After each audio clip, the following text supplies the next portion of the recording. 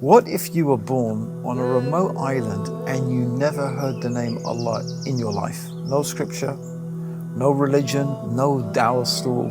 Would you still be able to find the truth?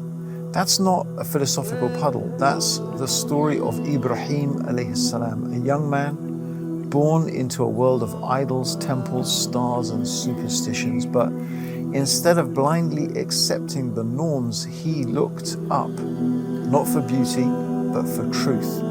And from that truth, he found his Lord.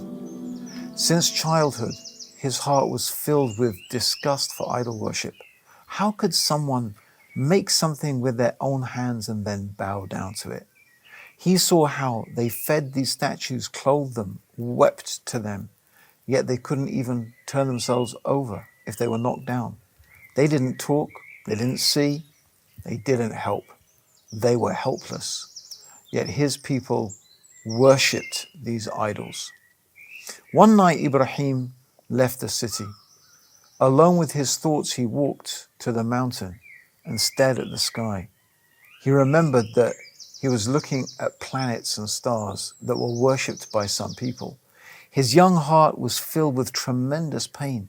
He considered what was beyond the moon, the stars and the planets, and was astonished that these celestial bodies were worshipped by men when they had been created to worship and obey their Creator, appearing and disappearing at His command. Allah tells us how He addressed His people and came to simple conclusions about the Creator. When He watched the stars twinkling, then the moon, then the sun, He asked, "Could this be my Lord?" Each time He tested the logic. The star appeared and then faded. I don't love those that set. The moon shone bright, then disappeared.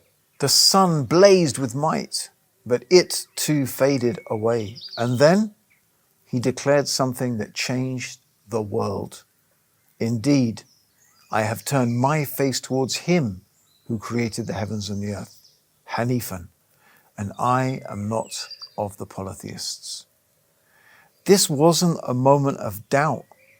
It was a moment of demonstration. Ibrahim wasn't confused. He was guiding. He was showing his people, step by step, that the things you worship, they disappear. But the Creator behind it all, He never disappears. This is dawah. It's not about overpowering someone with debate. It's about asking the right questions. Ibrahim never said, "You're wrong, I'm right." Instead, he asked, "Can this be your Lord? Would your Lord vanish? Shouldn't the one who created all of this be greater?" And people listened because truth resonates. In iERA, as part of the _wl methodology, we go over G for God's existence. And just like Ibrahim, we can come to simple conclusions by asking simple questions. For instance, we start with something simple, a mobile phone. Would you believe that a mobile phone came together by accident, that it just appeared with all its design and function randomly? Of course not. So what about the universe?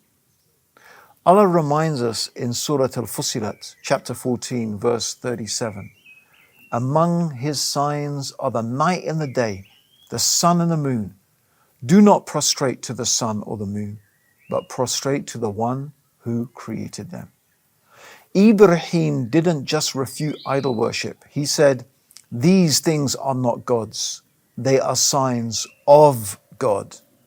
Today, we may not worship statues or stars, but there are things we believe are the source of success, like fame, followers, money, algorithms, the universe, vague spiritualism, self-help gurus.